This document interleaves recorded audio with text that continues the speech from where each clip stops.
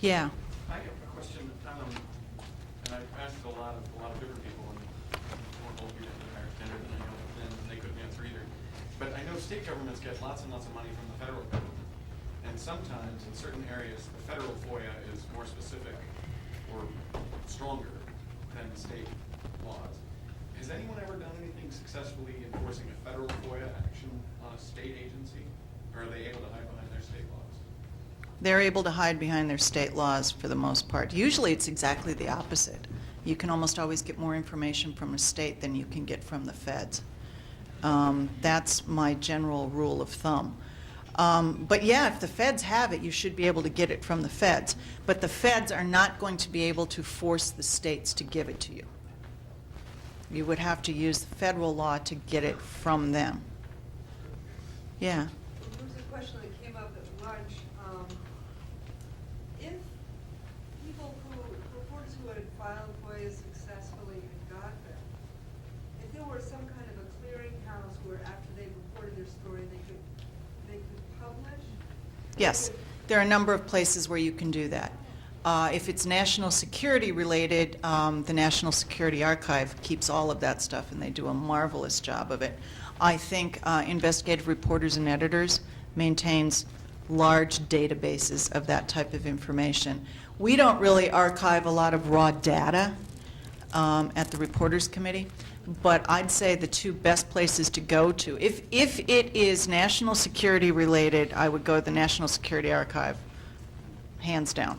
You can find what you've received, what somebody has received through a FOIA. Well, they will, well, what happens with those folks, you have reporters who, once they're done with it, want to just post it somewhere and put it in a central archive. Now, what the feds are starting to do, and some states are also starting to do this, under the 1996 amendments, they're finally getting around to enforcing the 1996 amendments to federal FOIA, and the 2007 amendments, they're supposed to be taking frequently requested information that multiple sources have asked for and affirmatively posting them on their websites. Eric Holder's FOIA memo addresses that, and there's also a separate transparency memo where this new technologies are that they're bringing in, chief technology officer, chief transparency officer, and all this, these two whiz-bang Indian guys who are like 30 years old, and they're geniuses. The whole idea is you get the agencies to affirmatively post their information. That is supposed to be what's happening on the federal level. Some states, some states are fairly advanced and others are not. But that's the model the feds are going to, because I think, number one, at least Obama's stated policy is you should be able to just get this. You shouldn't have to ask for it. And number two, some of the agencies are posting it because they're saying, you know what, it's cheaper for us to just put it up there, and we don't have to keep going after this. Why they didn't figure that out after the 1996 amendments, I don't know, but whatever, yeah. I wanted to ask you a question about, you were talking about the likely absence in funding for investigative journalism in the future. And the idea I would float out, and it's not one I'm necessarily comfortable with, but I guess desperate times call for desperate measures. As a percentage of our tax dollars, we spend less on public broadcasting than, say, most other developed countries in Europe and whatnot. I mean, is that something we ought to consider, at the very least in the interim?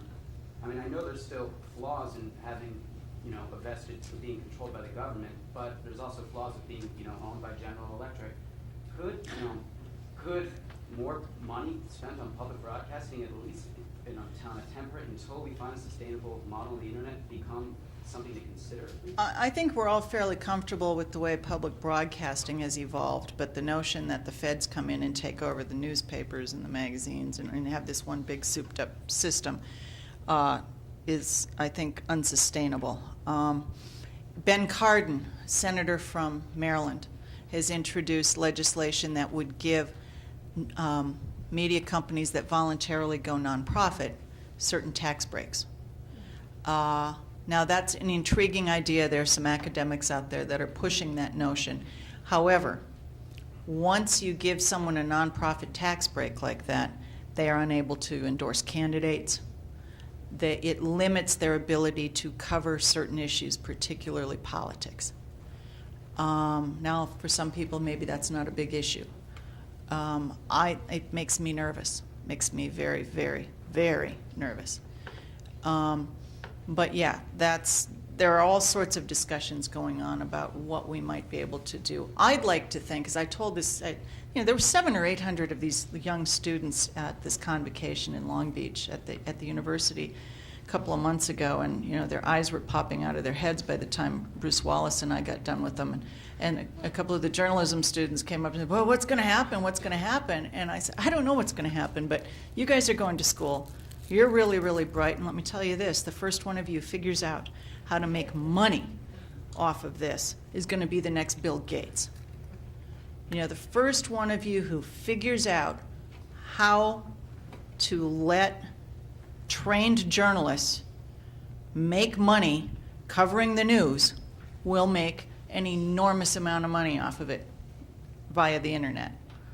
I don't think the model has popped up yet. I don't know. Has anybody here got the answer? Got any ideas? Yeah. I don't have the answer, but I have a question. Something you said, the nonprofits already exist now, right? You said there's restrictions. Beyond the endorsement issue, I don't think there's any other restrictions. Well, there's certain things I can't do as a nonprofit, but they're largely related to political speech. Yeah, but it's legal, though, it's not covering. It's not covering, that's true. So it's opinion. It's endorsements. It's advocate. You cannot push a certain piece of legislation. You can't say vote for, Senate Bill XYZ.